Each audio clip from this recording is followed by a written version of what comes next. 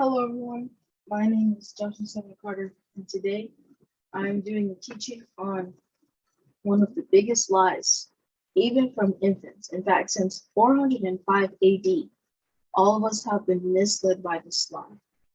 And so I'm going to be doing my teaching out of History of the World in a Christian Perspective, published by a Buckeye book.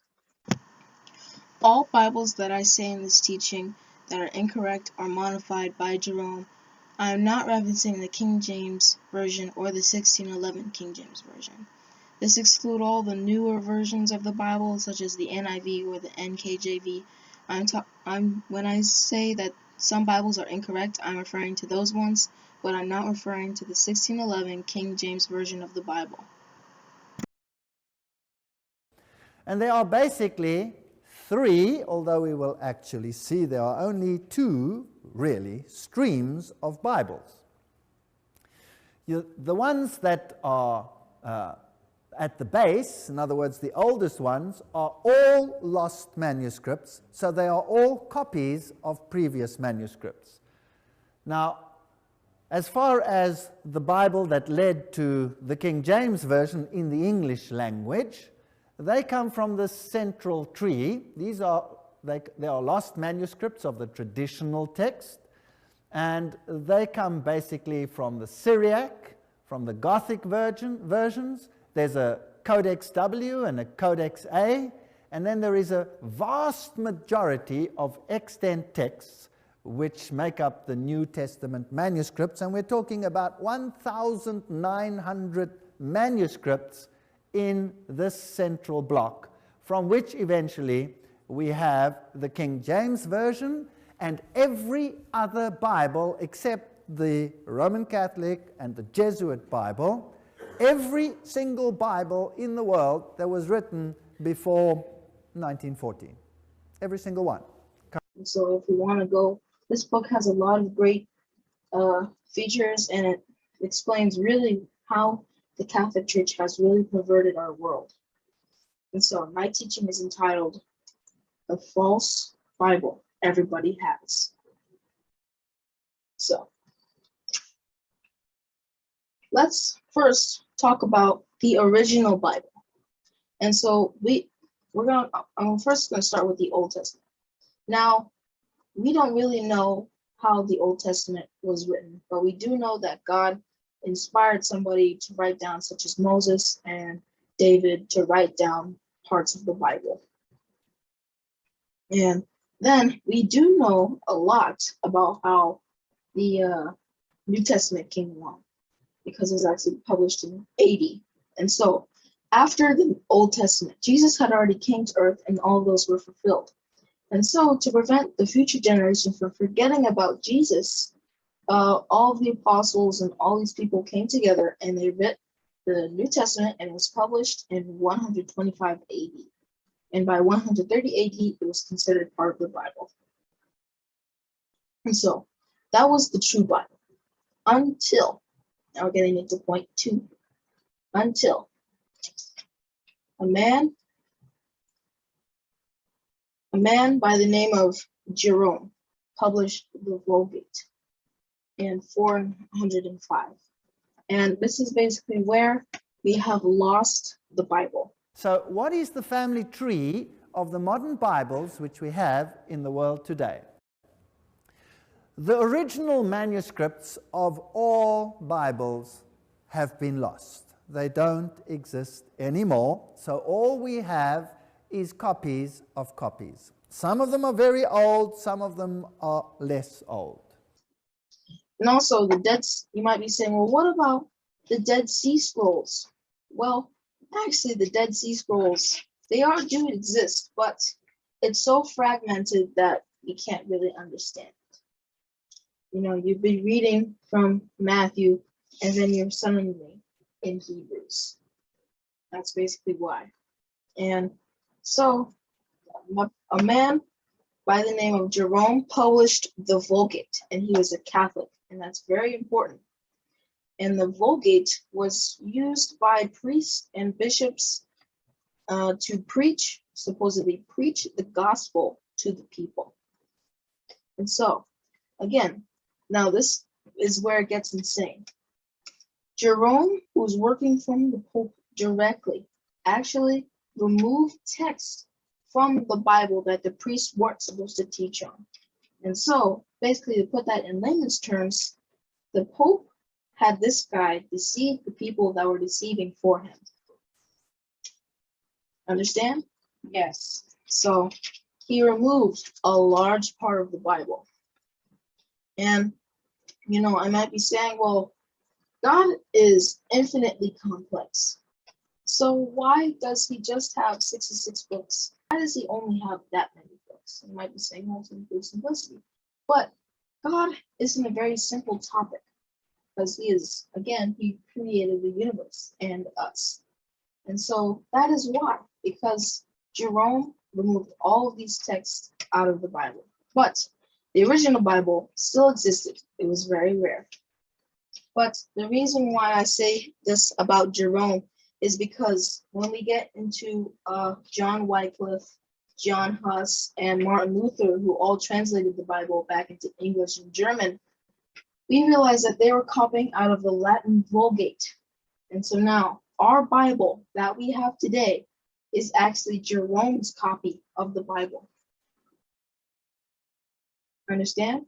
Yes. And so all of those scriptures are lost. And basically some of them still do exist, but it was so destroyed that we still don't know the entire Bible to this day. And that's what the Catholic Church did. Then there are two other streams.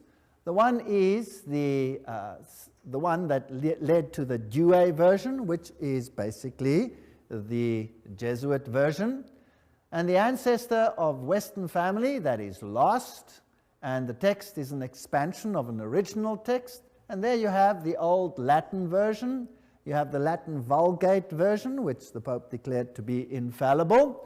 You have Codex D, Codex D2, Codex E2, and the Douay version of 1582, which was written to counteract the Reformation. That's the one stream.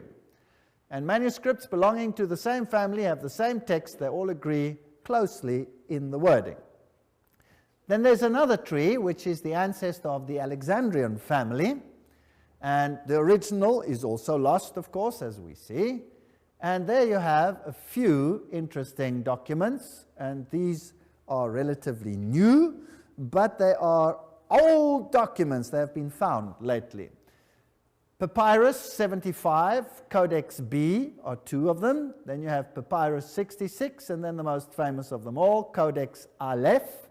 And from this very small stream of 4 manuscripts, you have the Revised Version, the American Standard Version, the Revised Standard Version, and the New English Bible, and all the hosts of new ones that are coming out in all the languages of the world are based on these manuscripts over here.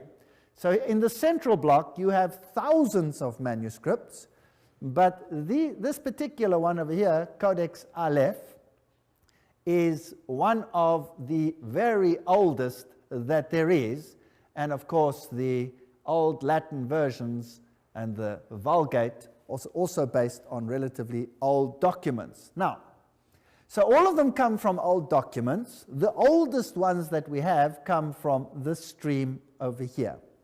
Does old necessarily mean good? Today we equate old with good. Now, old does not necessarily mean good. That's a very important point to remember. If we look at the central one over here with thousands of copies in all the languages of the world, just about, then this is a very interesting point. If I have a franchise, let's say I have developed a new brand of chicken to sell to someone, and I have a wonderful recipe which I'm now going to base a franchise on, and I send it to every country in the world, and they're going to follow this recipe by the letter, and we're going to sell blue pumpkin chicken or whatever in this franchise. Now everybody gets the original recipe and diligently translates it, because the Germans need it in German and the Portuguese need it in Portuguese. and the Spanish in Spanish, etc. So each one diligently copies it. And now there are literally thousands of copies in various languages of the original one that was written and sent out. Over the years, the original one gets copied so many times that it falls apart. So all you have is copies. That's all you have. And then one day, somebody says to himself, you know, that's a pretty good recipe. I wish I could just change it a little bit and steal the franchise for myself. So he alters the recipe and says, hello, folks, I've got the original recipe. Here it is. You know, he burns it a little bit and makes it look old and what have you. Not that this happened there, but anyway, he's got the original recipe. And he starts his franchise with the new recipe. And now everybody says, wow, which one is now the original one? This one or that one? This is highly problematic. Now we have two. Which one is the right one? Well, what do? You say, now hang on a second. The original one has been copied and translated in so many different languages. Let's get the German one and the Spanish one and the Greek one and the this one and the Armenian one and the Serbian one, and we'll check it out. And lo and behold, they all agree with this one but not with that one. Which one was then the original one? The one that has the cloud of witnesses supporting it, yes or no? Okay. And that you'll find only in the central stream. There's a cloud of witnesses in the central stream. I mean, there are just 1,900 documents there alone that all agree. Now, the originals have been copied so many times, they're gone. But, and now this is interesting, in this stream over here, there are many verses gone, just absolutely gone. And in this stream over here, there are many verses that are just gone, that are in this stream over here. My next topic is John Wycliffe, Martin Luther, and the Orthodox and the original Bible, and how it was burned and where it is today. So, as I said earlier, when Martin Luther and John Wycliffe. Before you go further, may I say something? Yes, go Okay. ahead. According to the Holy Bible in its original order, the same gentleman Jerome's rearranged order of the New Testament. That's true. So I know about him. I know what he did. So when you're looking at Jerome rearranged order of the Old Testament, so you have Genesis, Exodus, Leviticus, Numbers, Deuteronomy, and you see this is all in order. And he also rearranged the New Testament. So that's why we have Matthew, Mark, Luke, John, Acts, Romans, 1 Corinthians. So this order is actually Jerome's rearranged the Bible, and that's why we have that order. But the real order of the Bible is not, like, for example, I don't want to confuse anybody, but in the New Testament, you have Matthew, Mark, Luke, John, Acts, Romans, 1 Corinthians, and 2 Corinthians. So in the true original order, you actually have Matthew, Mark, Luke, John, Acts, okay? 2 Peter, 1 John, 2 John, 3 John, Jude, and you also have Philippians, Colossians, 1 and 2 Thessalonians, Hebrews, 1 and 2 Timothy, Titus, Philemon. And you also have, so that's the four Gospels. You see the four Gospels here. So the New Testament's here, and then you see the division, five general epistles. You have James, 1 Peter, division of 6 epistles of Paul is Romans, 1st, 2 Corinthians, and you have Galatians, Ephesians, and then the division of 7 is Revelation. So this is supposed to be the true order, but Jerome changed it to that order. That's why people are saying, well, the Bible contradicts itself. Well, how do I know which chapter comes first or which book that comes first? Because when you read it in that order, it's not in order the way it was intended for us to have. They changed the order. That's why there's so many people are confused of that order. Yes, but still, even with the correct order, there are still some books that we don't know. Yes, in the Bible. We cannot find them. Yes, but I just wanted to make that point of what Jerome did, the old order that we have in the 66 books is not the true order. Yes. Even though it's the books, but it's not in the true order the way it's supposed to go. All of the books were modified. Some chapters were taken out. Some chapters were added in. A lot of stuff happened. Mhm. And so now we transfer to the Ostrogoths. Now these people are very important because they actually preserved the original Bible in its full. But when during the Crusades and the Roman Church had basically an army under Charlemagne, all these people were killed and all their texts were burned. And then, in the Bible, it says, you might be saying, well, you're contradicting the Bible right now because the Bible says not one jot or tittle will be removed from the Bible. And there's still, the Bible is still out there, all right? But it's fragmented. It's like shattered glass. Have you ever broken something in glass and it spreads out through all the tile floor? Yes. And one piece goes underneath it, and then you still don't find it until later? So that's the reason why the Pope says the Bible is dangerous. Yep. Because it can really change someone from the inside out. Mm-hmm. Yep. Yeah. And so basically there's the Ostrogoths still survive. They're Ostrogoth missionaries. And to their last dying hope was to preserve the Bible. And what they did is they did something very clever. What they did is they dispatched a group of people to every continent in Europe, and they took a fragment of the Bible with them. And so basically now, if they destroy one, they still got all these backups. And basically they were all put to death, but before all of them were put to death, they spread out the Bible to the people, the native people there. So that's why not everybody has the full Bible. No. Now, we don't have the original manuscripts, so the followers of this stream say, they weren't in the original. After all, these are old documents. And this stream says they weren't in the original. You see what they're saying? But what if you had very ancient letters from the church fathers, which obviously weren't as copied as much as the Bible was as a document, and you have very ancient letters from very ancient church fathers writing to each other. Now, if I write a letter to my wife, for example, I'm sitting in this country and she's in another country, and I write her a nice letter, and I'm encouraging her, giving her a few quotes out of the Bible. That everybody does, isn't that so? So we have these ancient letters, and there are quotes of verses which don't happen to appear there, but the letters are older than those manuscripts. Then which one would be the right one? Which one would you suggest? Then obviously the ones that are in line with here, the center, because they're quoting verses that don't even exist in those. And that is the case. That's how it is.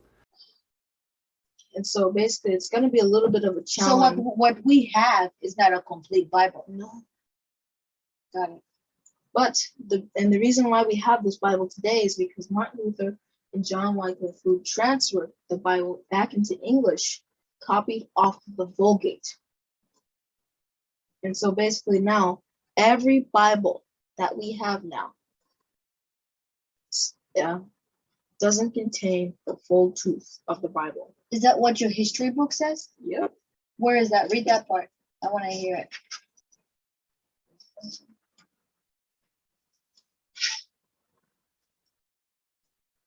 That's something most people don't learn in high school or in public school or private school.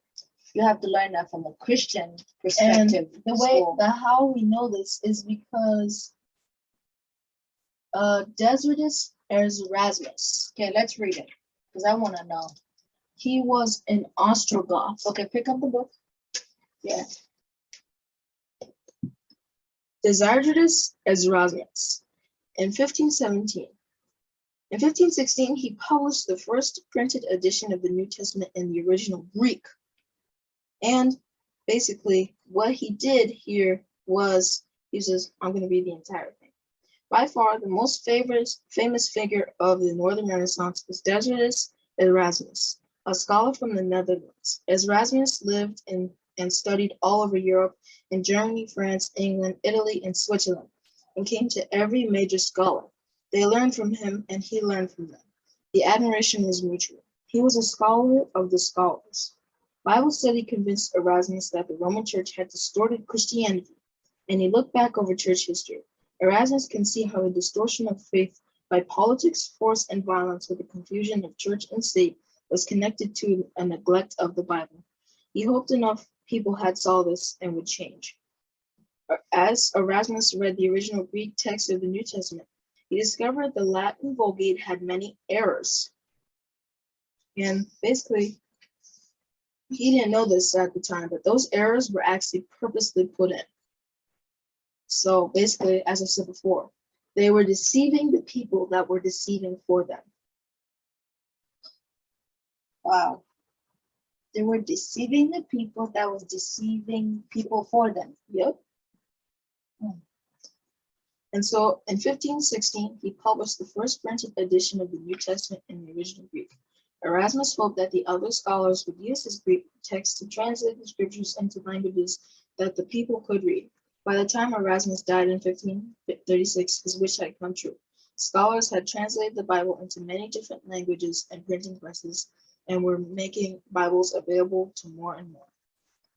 But sadly, Erasmus did all this in vain because all of those people were put to death.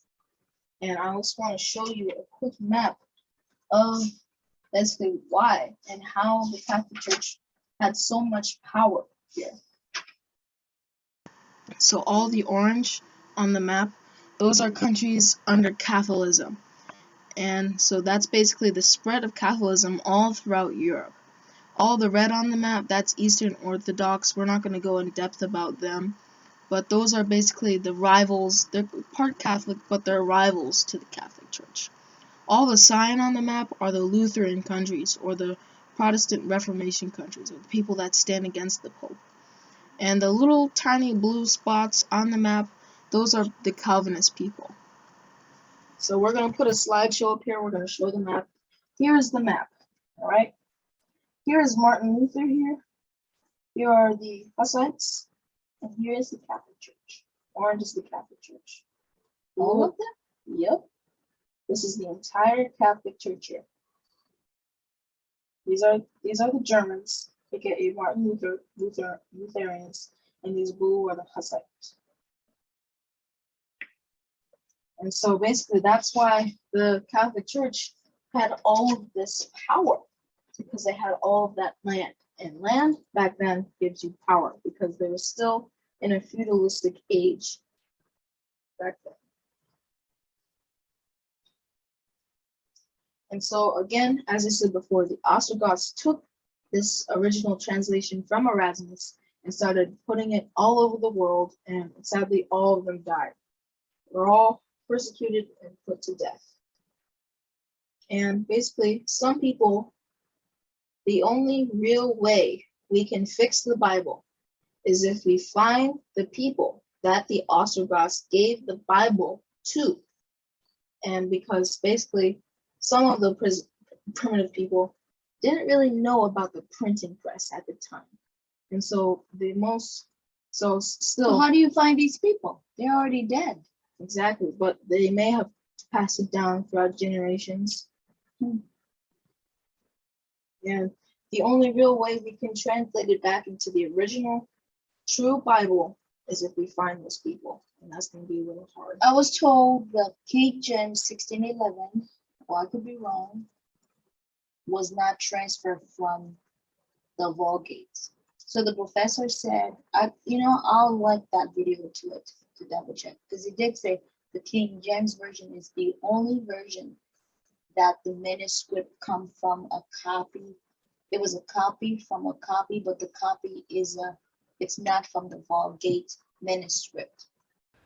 Now, as far as the Bible that led to the King James Version in the English language, they come from the central tree. These are they are lost manuscripts of the traditional text, and they come basically from the Syriac, from the Gothic versions. There's a Codex W and a Codex A, and then there is a vast majority of extant texts which make up the New Testament manuscripts, and we're talking about 1,900 manuscripts in this central block, from which eventually we have the King James Version and every other Bible except the Roman Catholic and the Jesuit Bible, every single Bible in the world that was written before 1914.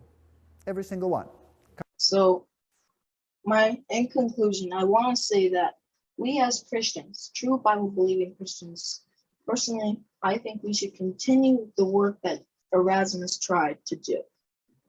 And we should go, and if God, what God said is, if you believe on me, you will keep my law.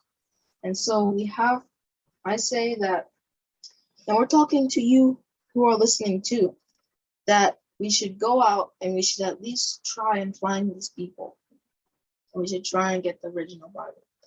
So why do we have these three streams, and what is it all about? Now, Kurt Aland, who is co-editor of both of the most widely used critical Greek texts and who is certainly the leading textual scholar on the European continent, proposes that the texts of P75 and B, in that Alexandrian stream, represent a revision of a local text of Egypt, which was enforced as the dominant text in that area. So basically, we don't have four, we just have two, and the one is just a modification of the other. So basically, there's just one document in that left stream, and that is that Sinaiticus text. We'll come to that in a moment. Then David Otis says, fundamentally, there are only two streams of Bibles. The first stream, which carried the received text in Hebrew and Greek. Precious manuscripts were preserved by such as the church at Pella in Palestine, where Christians fled when in 70 AD the Romans destroyed Jerusalem. So the original manuscripts were not in Rome, they came from the Christian area. They came from Jerusalem, they came from Syria, there where the apostles preached. That's where the original manuscripts were, and that's the logical place for them to be, because that's where the apostles were, isn't that right? By the Syrian church of Antioch, which produced eminent scholarship, by the Italic church in northern Italy, and also, by the way, the Christians in northern Italy previously received their scriptures from the Middle Eastern route and not from Rome. And there was a major problem between the Ostrogoths and those in Rome because they had different scriptures. Very interesting. So northern Italy had the same as those in the Middle Eastern regions. And also at the same time by the Gallic Church in southern France and by the Celtic Church in Great Britain, the pre-Valdensians and the Valdensians and the Reformation, they all had the same basic manuscripts. These manuscripts have in agreement with them the vast majority of all the copies of the original text. So that central stream, this is called the received text or the textus recepticus. So vast is this majority that even the enemies of the received text admit that the 19/20th of all Greek manuscripts are of this class. Just about everyone is of that class. And then there's a second stream, which is a very small one, and it's based on ancient manuscripts. Let's not doubt that.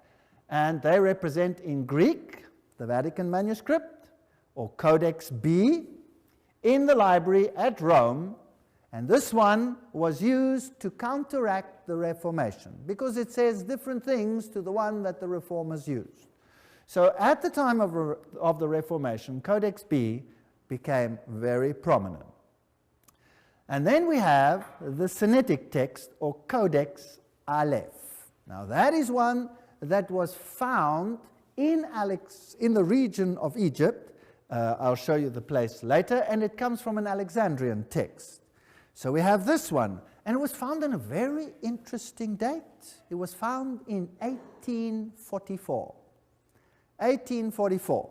So this is the youngest find of all the ancient manuscripts, And it is a very old document. So when it says in your new Bibles that this translation is based on ancient manuscripts, then the idea is planted that ancient means good. Are you with me? But ancient doesn't necessarily mean good. It just means ancient. That's all it means. In Latin, there's the Vulgate or Latin Bible of Jerome, 383 AD. That's pretty old. And there are some problems with that, as we will see just now as well. In English, there's the Jesuit Bible of 1582. That was written in the vulgar tongue, if you like, to counteract the Reformation Bible, which later, with vast changes, is seen in the Douay or Catholic Bible, which is the one on which the Good News Bible and all of those are based today, and in English again in many modern Bibles. The present controversy between the King James Bible in English and the modern version is the same old contest fought out between the early church rival sects. So the early church had this battle because these ancient manuscripts are different, and the modern church has this battle. So both of them had the battle. There was a battle in the beginning. There was a war in the middle when the Reformation came out, a literal war eventually over this word. And now we have another battle looming in our time, the final battle. This will be the last one, I think. That's my opinion. So, the battle was waged between the Valdenses and the Papists from the 4th to the 13th century, and later between the Reformers and the Jesuits in the 16th century. And today the battle is going to be waged between whoever represents the Bibles that these people also defended and whoever represents the other side. We need to understand that many of the new translations are taken from old manuscripts, no doubt, as I've explained. People think that these are more reliable. No, they're just old. In actual fact, they are saying, now listen carefully, that a manuscript that was found in a waste paper basket in a cave at Mount Sinai and questionable manuscripts from Alexandria, where you had all this occultism, are more reliable than the received text. That's what they're saying. So these questionable ones are more reliable. In fact, the one found at Mount Sinai was thrown away because it had been copied over, rubbed out, and judging by the science of looking at how many times pieces had been rubbed out and rewritten, it seems that it has been rubbed out and rewritten in many places up to 70 times. Thank you all for watching. God bless, and I will see you next week.